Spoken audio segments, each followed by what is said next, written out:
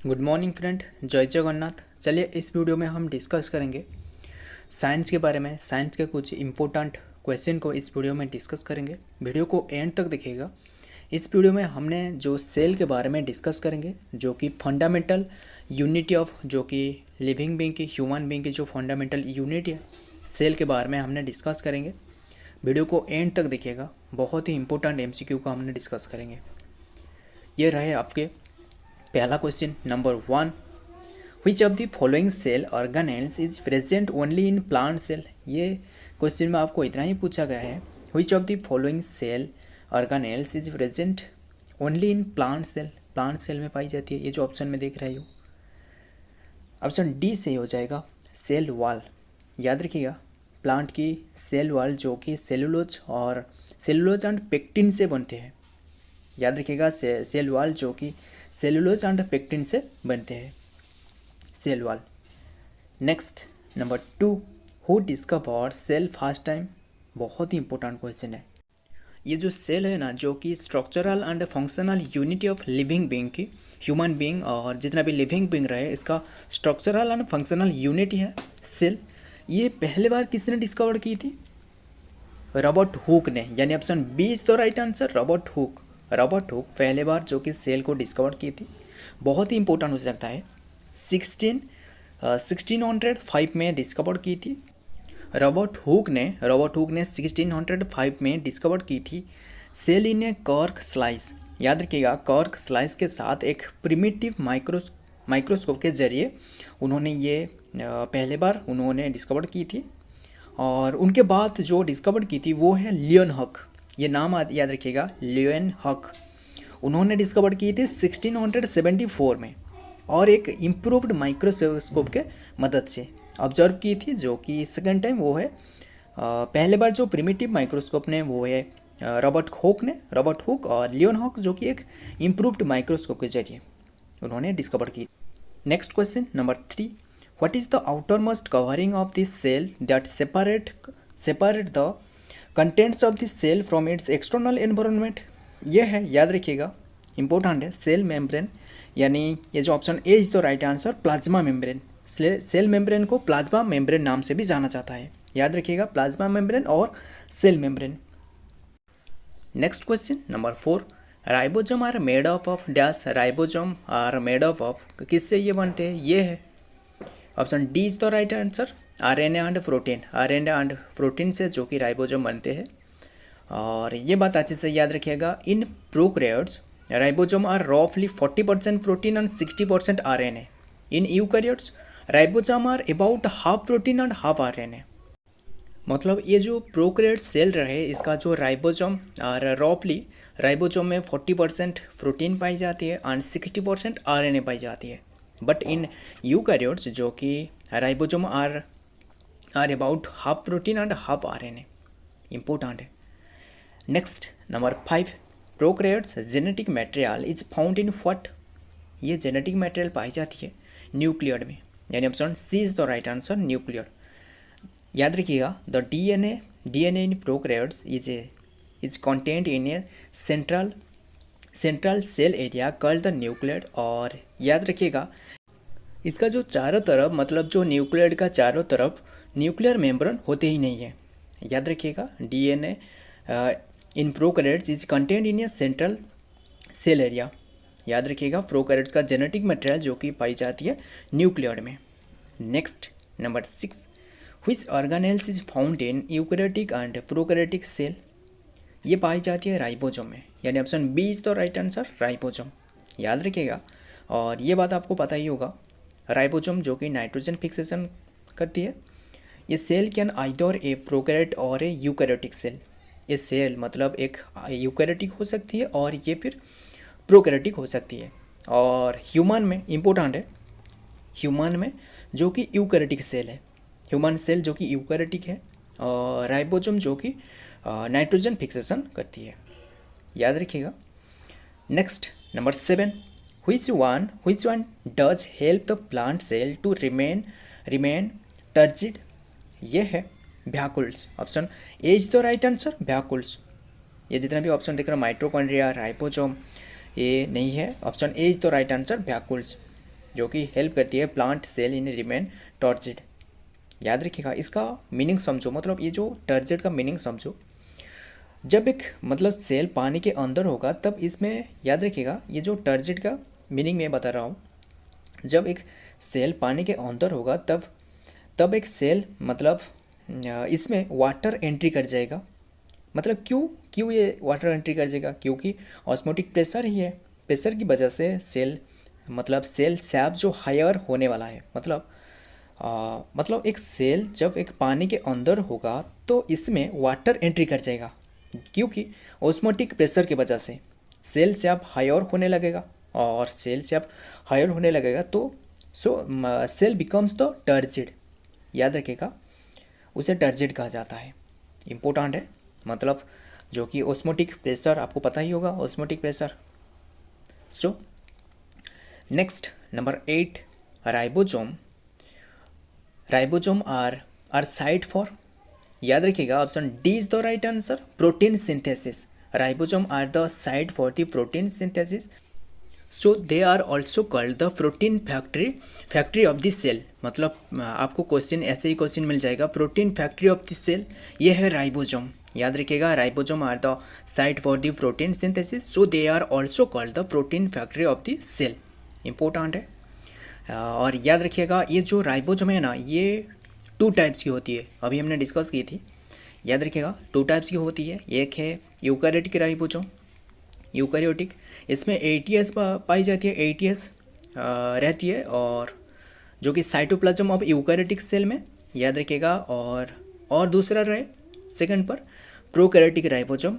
याद रखिएगा 70S रहती है साइटोप्लाज्म की वॉल में, जो कि याद रखिएगा एसोसिएटेड रहती है सेल मेम्ब्रेन प्रोकैरियोटिक सेल में। याद रखिएगा prokaryotic ribosome and eukaryotic ribosome, important है। और फर्दर ये जो ATS रहे, मतलब ATS जो राइबोसोम रहे, इसका 2 टाइप्स में डिवाइडेड की गई है, मतलब 60% और 40% सब यूनिट्स में। अभी हमने डिस्कस की थी 60% एंड 40% सब यूनिट में, प्रोटीन और RNA के तुलना में। फर्दर उससे डिवाइडेड की गई है जो 80% ATS जो राइबोसोम रहे ना, इसका 2 टाइप्स में डिवाइडेड की गई है, 60% एंड 40% सब यूनिट में। और जो 70S राइबोसोम रहे, इसको जो कि 50% एंड 30% सब यूनिट्स में भी डिवाइडेड की गई है। मतलब 50% RNA, 50% rRNA एंड 40% प्रोटीन। बहुत ही इंपॉर्टेंट है, ये सभी को याद रखिएगा। जितना भी हमने डिस्कस कर रहा हूँ सेल के बारे में, इंपॉर्टेंट हो सकता है कोई भी एग्जाम है। अभी तो जो कि एग्ज़ाम होने वाला है, जितना भी एग्ज़ाम हो रहा है, सभी के सभी मिक्स्ड क्वेश्चन आ रहा है, मतलब साइंस के बारे में पूछा जा रहा है। बहुत ही इंपॉर्टेंट क्वेश्चन ये है, सभी को याद रखिएगा। Next number 9, what is the cell wall of plant made of. बहुत इंपॉर्टेंट क्वेश्चन को पूछा गया है, मतलब what is the cell wall of a plant made of. जो सेल वॉल है प्लांट की मेड ऑफ, ये बनते हैं सेलुलोज से। ऑप्शन डी सही हो जाएगा, सेलुलोज। सेलुलोज जो कि most abundant macromolecule on the earth. याद रखिएगा, सेलुलोज एक ऐसा है कि मतलब most abundant macromolecule in earth. बहुत ही इंपॉर्टेंट है, ये बनते हैं जो कि cell wall of a plant made of cellulose. Next number 10, the outermost covering of a plant cell is constituted by। अभी हमने डिस्कस की इसके बारे में। the outermost covering of a plant cell is constituted by cellulose। याद रखिएगा, जो कि सेल मेम्ब्रेन जो है ना, ये सभी के पास होती है, मतलब सेल मेम्ब्रेन जो कि सभी के पास होती है, प्लांट में भी, और जो कि प्लांट में होती है। और ये बनते हैं, ये जो सेल मेम्ब्रेन, ये बनते हैं लिपिड एंड प्रोटीन से बनते हैं सेल मेम्ब्रेन। याद रखिएगा, इंपॉर्टेंट है। जो outermost covering of plant cell is constituted by cellulose. याद रखिएगा, और सेल वॉल भी जो कि बनते हैं सेलुलोज से। Next question number 11, chromosome are located in the. बहुत ही इंपॉर्टेंट क्वेश्चन को पूछा गया है। Chromosome are located in the. Chromosome जो कि न्यूक्लियस में पाई जाती है, ऑप्शन सी सही हो जाएगा, न्यूक्लियस। मतलब एनिमल एंड प्लांट सेल की जो न्यूक्लियस में पाई जाती है क्रोमोसोम, सभी क्रोमोसोम बनते हैं, याद रखिएगा, और सभी क्रोमोसोम बनते हैं protein and single molecule of DNA से। बहुत ही इंपॉर्टेंट है। जो डीएनए, आपको डीएनए का फुल फॉर्म पूछा जाएगा। डीएनए है डीऑक्सी राइबो न्यूक्लिक एसिड।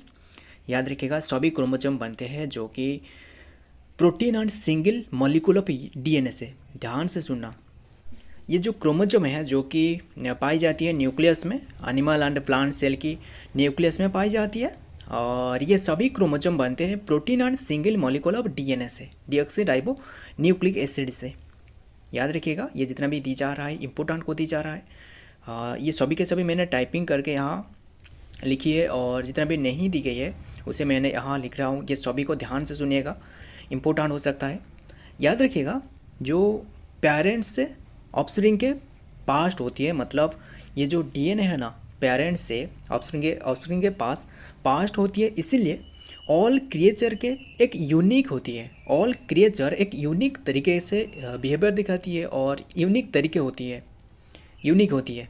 इसलिए याद रखिएगा, ह्यूमन में टोटल 23 पेयर क्रोमोसोम पाई जाती है, 23 पेयर, याद रखिएगा।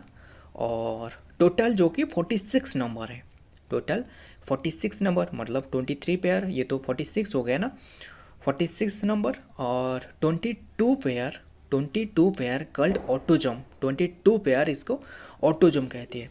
इस सभी को याद रखिएगा, इम्पोर्टेंट है। Next number 12, plasma membrane is made of which organic molecule. Plasma membrane कौन सी ऑर्गेनिक मॉलिक्यूल से बनते हैं प्लाज्मा मेम्ब्रेन? ये है, याद रखिएगा, लिपिड, यानी option B is the right answer. Protein option C है। विटामिन ऑप्शन डी है, बोथ ए एंड बी, यही सही आंसर होगा। Option D is the right answer, both A and B. Lipid से बनती है, लिपिड एंड प्रोटीन से। Important है, plasma membrane lipid and protein से बनते हैं। प्लाज्मा मेम्ब्रेन इज ऑल्सो, और ये प्लाज्मा मेम्ब्रेन को और क्या कहा जाता है, अभी हमने डिस्कस की थी, सेल मेम्ब्रेन भी कहा जाता है, डिस्कस की थी ना, सेल मेम्ब्रेन भी कहा जाता है। ये बनते हैं प्रोटीन एंड लिपिड से। Next number 13, full form of DNA, अभी हमने डिस्कस की, ये है option D is the right answer, deoxy ribo nucleic acid. Next important है ये जो DNA. Next number 14, DNA structure was first given bye. बहुत ही इंपॉर्टेंट क्वेश्चन को पूछा गया है। ये जितना भी क्वेश्चन दी जा रहा है ना, सभी के सभी सिलेक्टेड क्वेश्चन को यहाँ दी जा रहा है, सभी के याद रखिएगा, इंपॉर्टेंट क्वेश्चन है। DNA structure was first given by, जो डीएनए जो स्ट्रक्चर दी गई थी, ये है, याद रखिएगा, doctor, option A is the right answer, doctor James Watson, doctor James Watson, and option B is the right answer. ये दोनों ही आंसर सही होगा, याद रखिएगा, ये दोनों ही। फ्रांसिस क्रिक्स, याद रखिए, यानी option D is the right answer, A and B. मतलब याद रखिएगा, 1953 में एक्स रे के द्वारा ये उन्होंने पहले बार जो कि स्ट्रक्चर दी थी। इम्पोर्टेंट है, doctor James Watson and Francis Crick's के द्वारा, फ्रांसिस क्रिक के द्वारा, याद रखिएगा, 1953 में।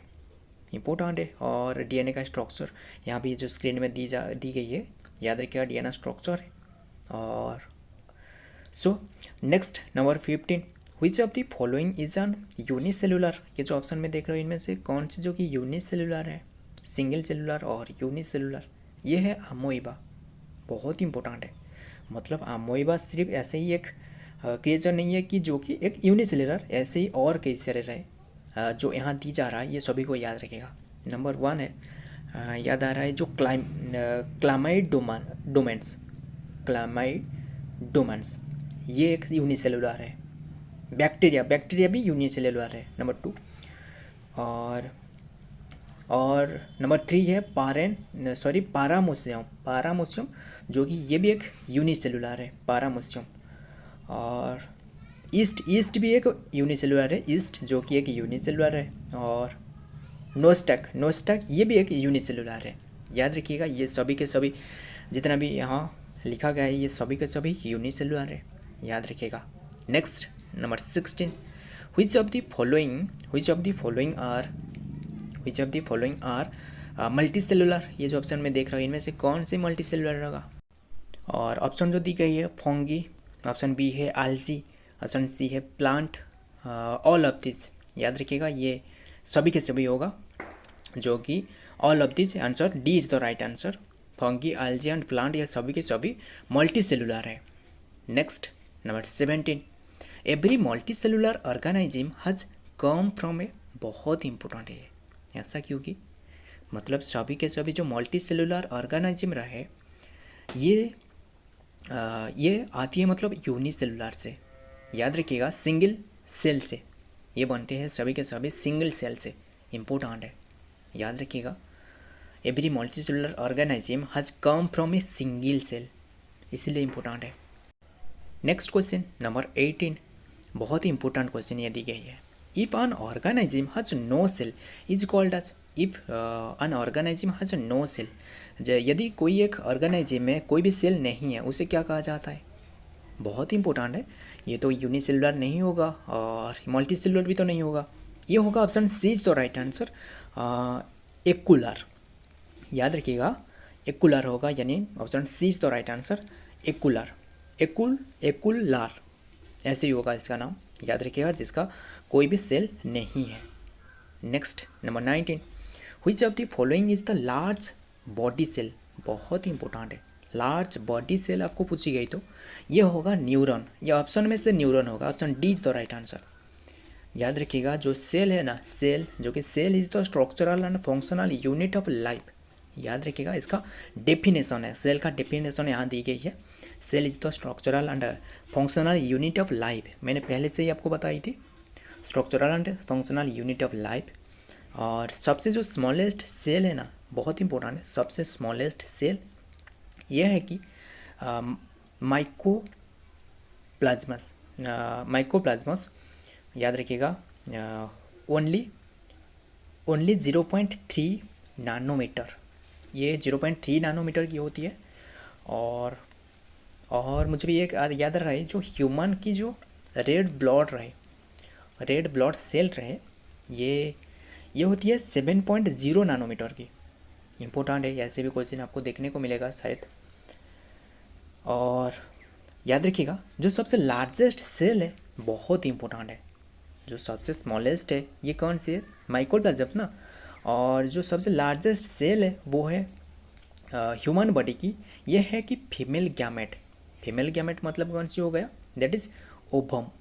याद रखिएगा जो कि सबसे लार्जेस्ट ह्यूमन बॉडी की सबसे लार्जेस्ट सेल है।